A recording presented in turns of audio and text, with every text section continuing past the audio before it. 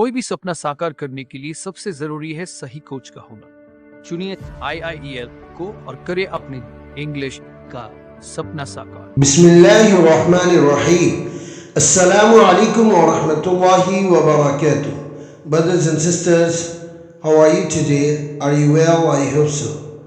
Dear students, yesterday we studied unit number 100 and the topic was adjectives and adverb part 1, and today we are going to study adjective and adverb part 2. I request you that please listen to me carefully so that you can understand all and everything very well. Brothers, here is that well, fast, late, hardly, hard, इन सब अल्फाज के बारे में आज हम लोग study करेंगे। Point number ए में साहिब किताब गुड और वेल में फ़र्क समझाना चाहते हैं और किस तरीके से इसको यूज़ होगा, कौन एडजेक्टिव है और कौन एडवर्ब है उसे बताना चाहते हैं। So dear students, let's start point number A. As you can see here is written good and well. Good का मतलब अच्छा और वेल का मतलब बहुत अच्छा या बढ़िया। Good is an adjective. ये जो गुड है ये एक एडजेक्टिव है और एडजेक्टिव हमेशा किसी न किसी नाउन से पहले आता है। चुनांचे आप कह सकते हैं Khurshid sir is a good teacher. Brothers and sisters, well जो है ना एक एडवर्ब है। The adverb is well. ये गुड तो एक एडजेक्टिव है लेकिन एडवर्ब इसका क्या होता है, वेल होता है। जैसे खुर्शीद सर अच्छा पढ़ाते हैं, खुर्शीद सर टीचेज वेल। तो यहाँ वेल जो है ना टीचेज की बारे में बात कर रहा है, टीचेज के बारे में एक्स्ट्रा इंफॉर्मेशन दे रहा है। इसीलिए डियर स्टूडेंट्स वेल क्या बनेगा, एडवर्ब बनेगा। And what is adjective and what is adverb, you know very well. Yesterday we learned the word which modify a noun is called adjectives and the word which modify a verb is called adverb. For example, your English is good. तुम्हारी English अच्छी है। But you speak English well. लेकिन तुम अच्छी English बोलते हो। यहाँ well जो है ना speak के पास जा रहा है और यहाँ पर good जो है ना आपकी इंग्लिश की कैफियत को बयान कर रहा है। इंग्लिश इज अ नाउन और यहाँ वेल जो है स्पीक की कैफियत बयान कर रहा है and speak is a verb. So well is an adverb and good is an adjective. Have you understood? Next example is that Sufi is a good pianist. Sufi एक अच्छा पियानिस्ट है। पियानिस्ट का मतलब पियानो बजाने वाली है। सूफी एक अच्छा पियानो बजाने वाली है। But Sufi plays the piano well. लेकिन वो पियानो को बहुत अच्छा बजाती है। Brothers and sister, here well जो है ये प्लेज की कैफियत बयान कर रहा है। किसी को पियानो अच्छा बजाना आता है और किसी को नहीं आता है। बहरहाल सूफी को पियानो बजाना बहुत अच्छा आता है। Brothers and sisters, here is that we use well not good with past participle। बहुत से ऐसे पार्ट्स पार्टिसिपल हैं, यानी बहुत से ऐसे वर्ब के थर्ड फॉर्म हैं जिनके साथ लफ्ज़ वेल को प्रयोग किया जाता है और वेल और वो पार्ट्स पार्टिसिपल मिल करके एक ख़ास किस्म का माना देते हैं, एक अलग किस्म का अर्थ देते हैं। Dear students, here is that non educated, ये सब क्या है, पास्ट पार्टिसिपल है। इनके साथ आप वेल लगा दीजिए। फॉर एग्जाम्पल वेल नन, अच्छा जानकार, मशहूर मारूफ के माना में भी इसे यूज़ किया जाता है। वेल एजुकेटेड मतलब बहुत ज़्यादा पढ़ा लिखा आदमी। वेल पैड का मतलब बहुत अच्छी सैलरी कमाने वाला शख्स और वेल बिहेव्ड का मतलब बहुत अच्छा अखलाक का मालिक। Sophie's father is a well-known writer। Sophie's के फादर एक बड़े ही मशहूर व मारूफ राइटर हैं।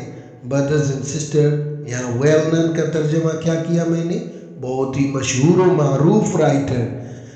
Here is that well is also an adjective. Dear students, well के बारे में अभी हमने स्टडी किया कि ये हमेशा एडवर्ब होता है, लेकिन ऐसा कोई ज़रूरी नहीं है। बाज़ लफ्ज़ों में और बाज़ जुमलों में आप लफ्ज़ वेल को एडजेक्टिव के तौर पर भी पाएंगे।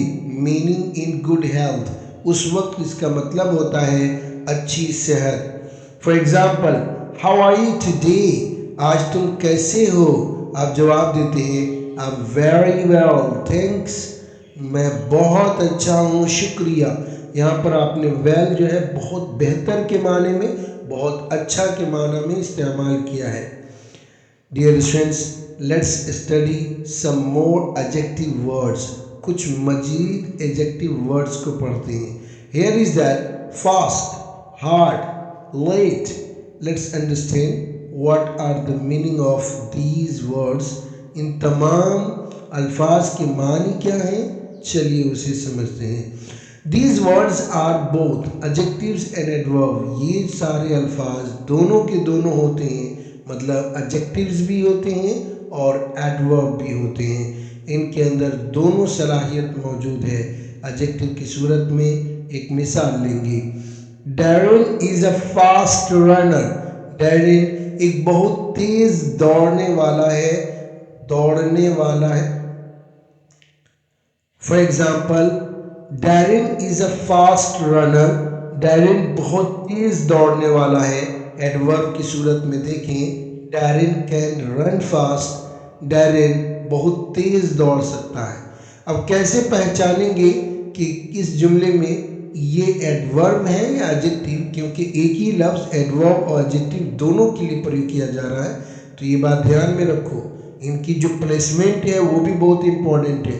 प्लेसमेंट का मतलब इनकी जगह कि इसको हम रखेंगे कहाँ। आमतौर पर जो एडजेक्टिव होता है वो किसी नाउन से पहले आता है, और जो एडवर्ब होता है वो किसी वर्ब के बाद आता है। चुनांचे इन दोनों जुमलों में गौर करें। फास्ट तो दोनों जगह यूज हुआ है, लेकिन यहाँ पर रनर से पहले और यहाँ पर रन के बाद। तो बाद में आने वाला एडवर्ब होता है और पहले आने वाला क्या होता है डियर स्टूडेंट्स, एडजेक्टिव होता है।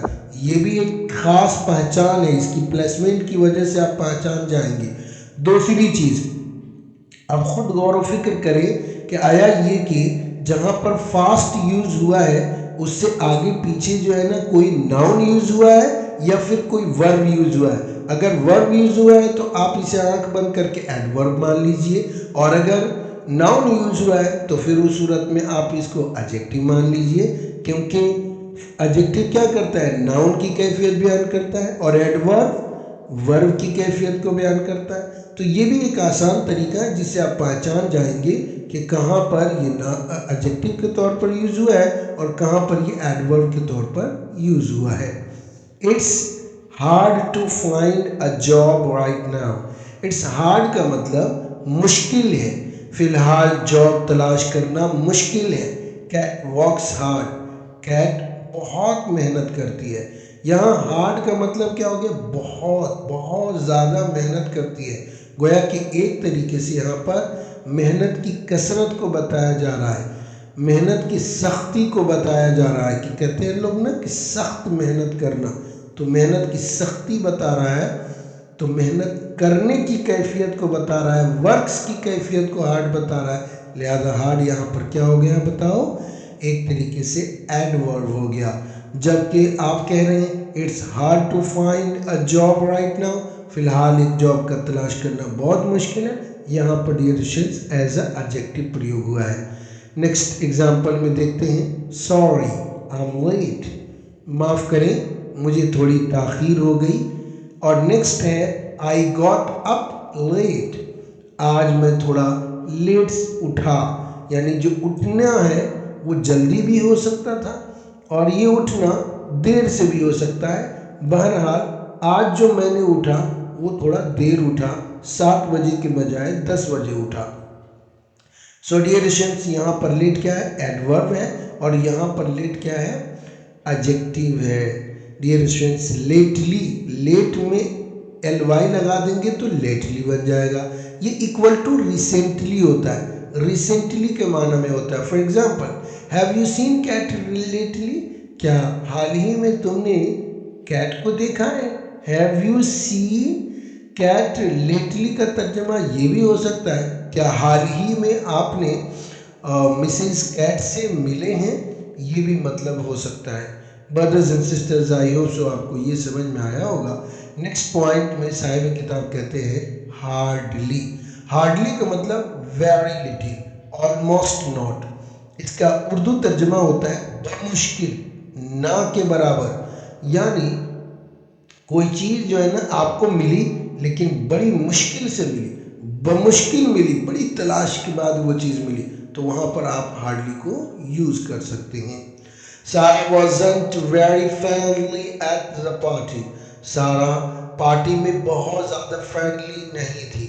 She hardly spoke to me. बमुश्किल उसने मुझसे बातचीत की, यानी ना के बराबर उसने मुझसे बातचीत की। She spoke to me very little. उसने मुझसे बहुत थोड़ा बातचीत की, यानी ज़्यादा मुझसे बातचीत उसने नहीं किया। Here is that we have only met once or twice. We have only met once or twice. We hardly known each other.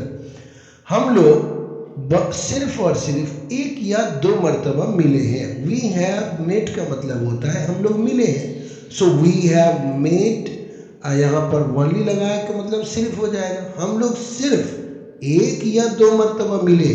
Brothers and sisters, जब आप किसी अजनबी से सिर्फ एक या दो मर्तबा मिलते हैं तो एक या दो मर्तबा की मुलाकात के बाद बहुत गहरी दोस्ती नहीं हो जाती है, बल्कि थोड़ा बहुत आप उसे जानते हैं, बमुश्किल एक दूसरे को जानते होंगे। So here is that we hardly know each other. बमुश्किल हम लोग एक दूसरे को जानते हैं क्योंकि हमारी मुलाकात बहुत कम है। जो हमारा दोस्त होता है उससे मुलाकात बहुत ज़्यादा होती है डियर फ्रेंड्स। तो हम अपने दोस्तों को बहुत अच्छे तरीके से जानते हैं, लेकिन एक ऐसा अजनबी जिससे एक दो मरतबा आप मिले हो उससे आप बहुत ज़्यादा जान पहचान नहीं हो पाती है। ठीक है डियर फ्रेंड्स, कंपेयर ना कीजिएगा हार्ड और हार्डली में क्या फ़र्क है। He tried hard to find a job. उसने बहुत कोशिश की जॉब तलाश करने की, but he had no luck. लेकिन उसकी किस्मत ठीक नहीं थी, उसे खुशकिस्मती नहीं थी। यानी ही ट्राइड अ लॉट, उसने बहुत कोशिश की, with a lot of effort, बहुत कोशिशों के बावजूद भी उसे जॉब नहीं मिला। लेकिन दोस्तों में देखना, I am not surprise he didn't find a job. मुझे हैरत नहीं है कि उसे जॉब नहीं मिली। क्यों? ही हार्डली ट्राइड, बमुश्किल उसने ट्राई किया था। तो देखो डियर फ्रेंड्स, जब आप हार्ड यूज कर रहे हैं ना तो माना बिल्कुल अलग हो रहा है, और हार्डली यूज कर रहे हैं तो माना बिल्कुल अलग हो रहा है। ये कैसे? आप कह रहे हैं ना कि ही ट्राइड अ लॉट, उसने बहुत कोशिश की, यानी बहुत ज्यादा कोशिश के बावजूद भी उसे जॉब नहीं मिला। और dear students, he hardly tried का मतलब हुआ कि बमुश्किल ही उसने कोशिश की, मतलब कोशिश ही नहीं की। तो हार्ड ये बता रहा है कि कोशिश की इंतहा हो गई, और हार्डली ये बता रहा है कि कोशिश हुआ ही नहीं। तो डियर स्टूडेंट्स, दोनों के माने में बहुत फर्क हुआ। समझ में आया कि नहीं आया? यस या नो में बता दीजिए प्लीज। तो साहिब किताब कहते हैं hardly goes before the verb. Hardly जो है ये वर्ब से पहले जाता है। हालांकि आमतौर पर वर्ब को जो रखने की जगह है, यानी एडवर्ब जहाँ रखा जाता है वो वर्ब के बाद होता है। We hardly know each other, बमुश्किल हम लोग एक दूसरे को जानते हैं, मतलब we know each other hardly. दोनों में से किसी को बोलोगे सही रहेगा, लेकिन हार्डली को नो से पहले लाए तो ये ज़्यादा बेहतर है, जैसा कि इन्होंने समझाया है। I can hardly do something, बमुश्किल मैं कुछ कर सकता हूँ। It's very difficult for me, मेरे लिए ये काम करना बहुत मुश्किल है, या ऑलमोस्ट इम्पॉसिबल, मेरे लिए ये काम करना नामुमकिन है। Brothers and sisters, your writing is terrible. तुम्हारी जो राइटिंग है, तुम्हारी जो तहरीर है वो बड़ा ख़तरनाक है। I can hardly read it, मैं बमुश्किल इसे पढ़ सकता हूँ। क्या पता तुम भी इसे पढ़ सकते हो या नहीं। कभी कभी कुछ लोग इस तरीके से लिखते हैं कि उन्हें खुद भी नहीं पता कि हमने लिखा क्या है, तो आप गौर व फिक्र कीजिए आपकी तहरीर कैसी है। अगर आपकी तहरीर ख़राब है तो उसकी इस्लाह की कोशिश कीजिए। Dear students, let's study second example. My leg was hurting, मेरे पैर में चोट लगी हुई थी। आई कुड हार्डली वॉक, बमुश्किल मैं चल सकता था, बमुश्किल मैं चल सकता था। Dear students, here is that you can use hardly plus any, anybody, anyone, anything, anywhere। आप लफ्ज हार्डली के बाद एनी या एनी से बने हुए किसी शब्द को यूज कर सकते हैं। इसका भी मतलब होता है बमुश्किल यानी ना के बराबर। जैसे कि इस शख्स को भूख लगी, फ्रिज खोला तो देख रहे पूरी का पूरा फ्रिज जो है यहाँ पर खाली है। जैसे कि इस शख्स को भूख लगी तो इसने चाहा कि फ्रिज में कुछ होगा, चलो वहाँ से लेकर के खा लेते हैं। जब इसने फ्रिज खोला तो देखा कि पूरा का पूरा फ्रिज खाली है, तो इसकी ज़ुबान से एक बात निकली। क्या निकली? There's hardly anything in the fridge. Fridge के अंदर बमुश्किल कोई चीज़ है, यानी ना के बराबर यहाँ कुछ है ही नहीं खाने को।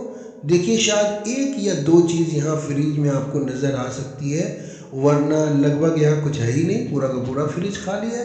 तो एनी को या आप एनीथिंग को, एनीवेयर, एनीवन वगैरह को आप हार्डली के साथ प्रयोग कर सकते हैं।